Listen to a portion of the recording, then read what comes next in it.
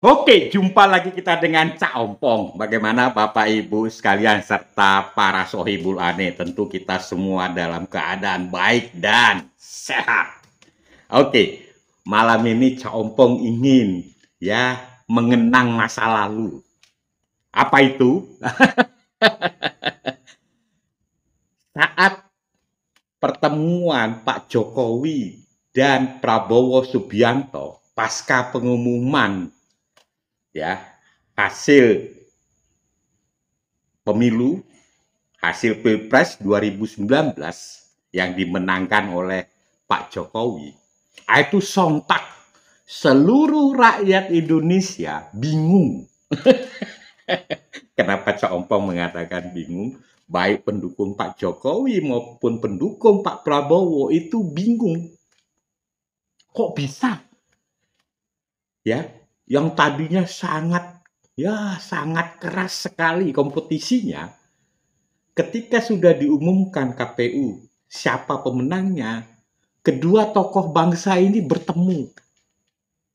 Rakyat bingung, ya. Politikus bingung, tokoh agama bingung, pendukung bingung, dan lain sebagainya. Ya, tapi tidak lama kemudian tentu ada yang setuju dan tetap tidak setuju. Bahkan yang tidak setuju, itu terus sampai saat ini. Jadi itulah menyisakan keterbelahan anak bangsa pada saat Pilpres 2019. Oke, kita kembali kepada Pak Jokowi dan Pak Prabowo. Tentu kedua tokoh ini yaitu melakukan kontemplasi, perenungan bahwa apa yang sudah terjadi di sepanjang Pilpres 2019 itu dijadikan pembelajaran untuk pada tahun 2024 tidak terjadi lagi keterbelahan anak bangsa. Jadi memang kalau kita mau renungkan baik-baik dan sedikit menganalisa, apa yang terjadi di 2019 itu merupakan akumulasi ya dari Pilkada DKI Jakarta tahun 2017. Jadi ini bibit awalnya. Ya, bibit awal yang sangat tidak baik, di mana anak bangsa itu mulai terpecah. Bahkan sampai ada yang ditengarai itu ingin mendirikan negara khilafah.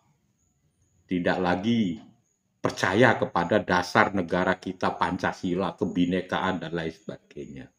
Jadi bibit kebencian itu sudah tertanam saat Pilkada DKI Jakarta. Jadi sebagian ada anak bangsa juga yang memang selalu ya mengamplify, selalu memperkuat perbedaan dan kebencian. Ya, kalau kita melihat bagaimana Pilkada DKI Jakarta, ya memang saat itu ada kesalahan pada diri Ahok. Tapi kalau kita mau lihat lagi, ujung daripada kesalahan Ahok itu adalah menurunkan Jokowi.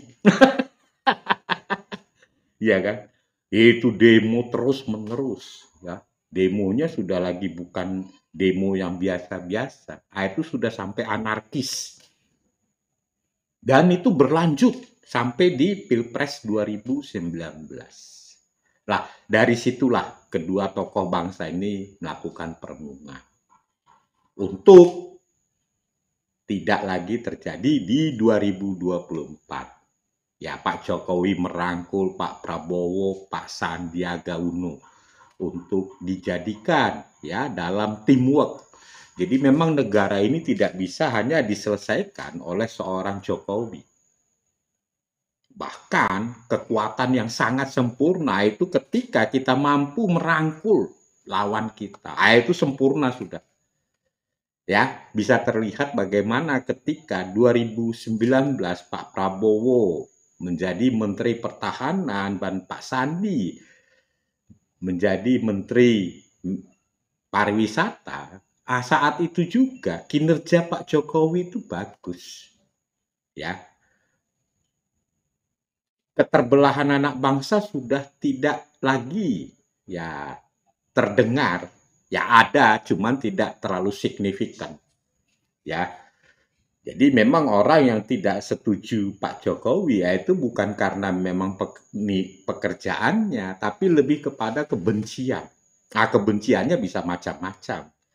Ya, kebencian karena tidak digunakan atau tidak diperhatikan Pak Jokowi dan lain sebagainya. Tapi unsurnya adalah kebencian tanpa pernah ya orang-orang ini memamerkan prestasinya. Nah, kita bisa melihat lah bagaimana ya salah satu tim sukses daripada Prabowo, Yusuf Matak. Ya, nah itu ketika Prabowo ya bersama Pak Jokowi ya itu memberikan ya nada yang tidak baik. Nah, begitu juga orang-orang yang merupakan pecatannya Pak Jokowi. Seperti Refli Harun, ya, Rizal Ramli, bahkan calon presiden Anies Baswedan. Nah, apa yang terjadi ketika Prabowo dan Jokowi ini ya bekerja sama? Tentu ya kita semua berharap Pilpres 2024 itu penuh dengan kedamaian, kegembiraan, bahkan siapapun pemenangnya. Ya, seperti yang sering dikatakan oleh Pak Prabowo, yaitu adalah merah putih. Ya, tanpa ingin merubah falsafah, melanjutkan ya fondasi pembangunan yang sudah dilakukan oleh Pak Jokowi. Jadi kalau itu kita tidak lanjutkan ya kembali lagi seperti pengalaman DKI Jakarta. Apa yang sudah dikerjakan oleh Pak Jokowi dan Ahok di Jakarta itu tidak dilanjutkan oleh seorang Anies. Nah, pertemuan Prabowo dan Pak Jokowi ini tentu mempunyai makna yang sangat positif. Menjaga ya tetap utuhnya negara kesatuan Republik Indonesia. Jadi, menurut Caompong, ya Pilpres 2024 memang sudah dirancang sejak hasil Pilpres 2019 oleh Pak Jokowi. Pak Jokowi mengharapkan sekali ya sebelum beliau meninggalkan jabatannya sebagai presiden, tentu beliau ingin meninggalkan legasi yang baik untuk anak bangsa. Oke, demikian ulasan kita malam ini.